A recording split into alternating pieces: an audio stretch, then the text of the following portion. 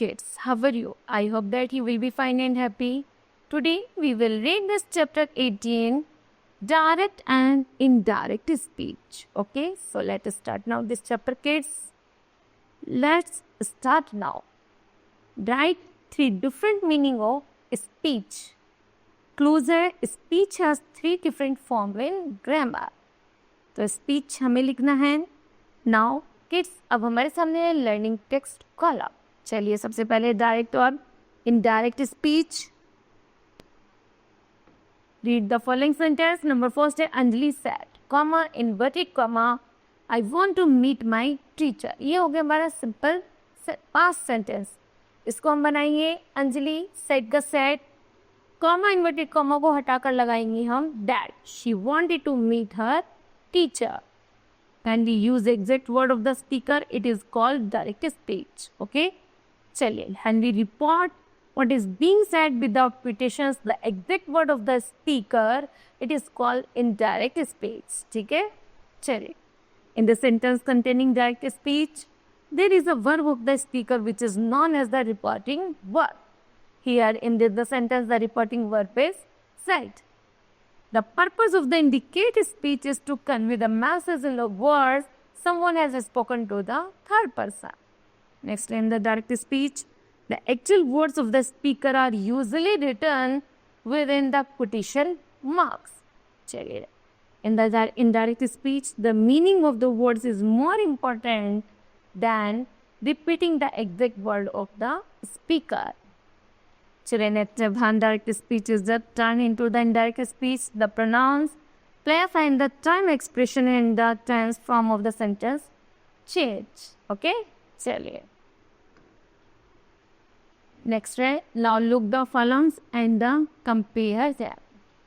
Neha said to Amar. Neha ने अमर से कहा, common inverted comma, we will not go to school.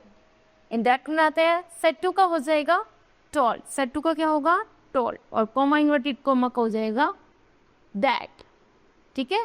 B change होगा हमारा नेहा से. किससे होगा? नेहा से. तो नेहा को हम क्या लिखेंगे? she. क्या लिखेंगे? she would not go to school. फिर Avni said comma inverted comma, I have completed my work.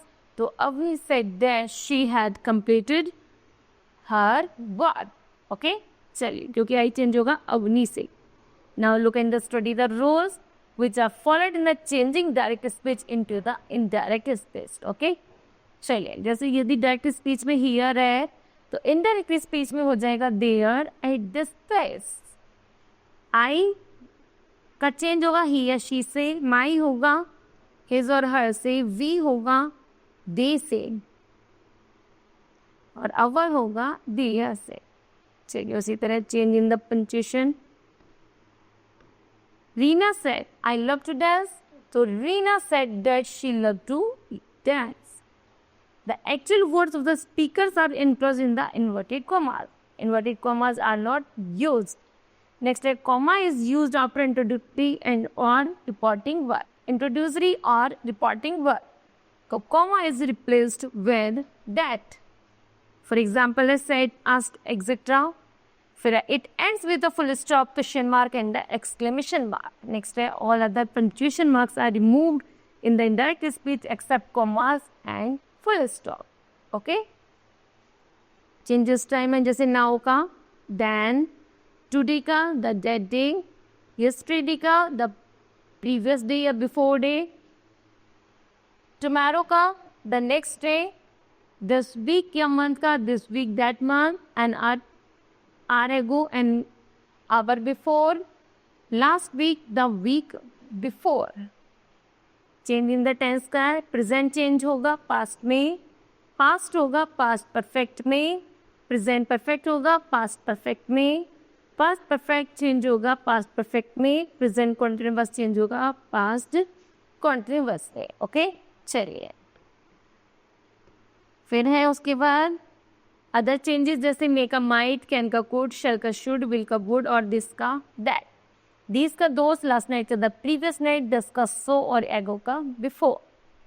चलिए, the tense of the verb does not change in the indirect speech.